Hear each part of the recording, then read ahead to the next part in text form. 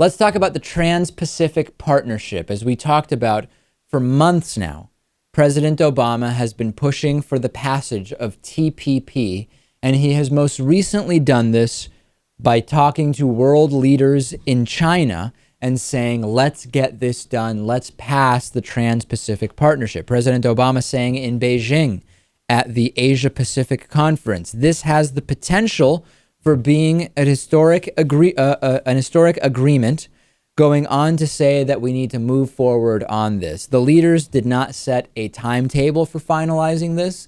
The leaders did not decide on what the circumstances of the negotiation around TPP will be. And Lewis, I have to tell you, when President Obama does something good, we praise him. And when he does something bad, we criticize him. This continues to be one of my biggest areas of concern with President Obama. I think that the TPP negotiations and emphasis are going in the completely wrong direction, and it is bad for the average person. It's terrible for the average person. Yeah, this does not really do anything positive for the American people. It just furthers corporate interests, protects corporations in all sorts of ways. And I don't like this. I don't like Obama for pushing it so hard. So as we've talked about with you, with regard to intellectual property, TPP would strengthen the intellectual property rights for big transnational corporations. And what this would do is give them further latitude in terms of enforcing copyright, provide further latitude in terms of enforcing patents. In the case of copyright infringement, if you to give you a very specific and concrete example, now, if you get caught stealing music, for example, if you steal 100 songs or something like that, typically the settlement that you make in terms of paying off your copyright violations, that settlement is not based on the retail price of each song, right? One of the things that there's some kind of deal that is reached. One of the provisions that is expected to be part of TPP based on the leaked intellectual property chapter is that all of these copyright infringement cases would be settled at the retail rates of whatever was stolen. And this, just putting that in stone like that, putting that on paper in a way that removes latitude from courts, is just flat out anti-individual and pro-oligarchy, pro-corporatist. That's just one example, right, Lewis? The other examples that are really damaging come in a completely different area.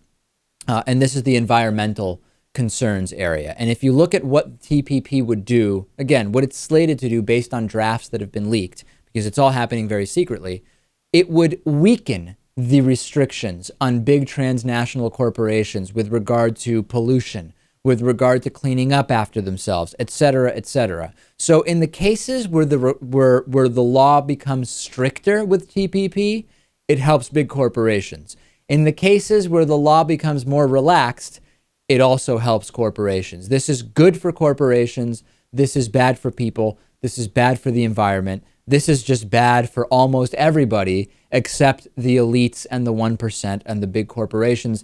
And I would love to know more about why President Obama is so eager to have this done. Yep, and he seems to be trying to keep it as quiet as possible, of course. I doubt we're going to see, a speech on it or see this talked about in an interview with him.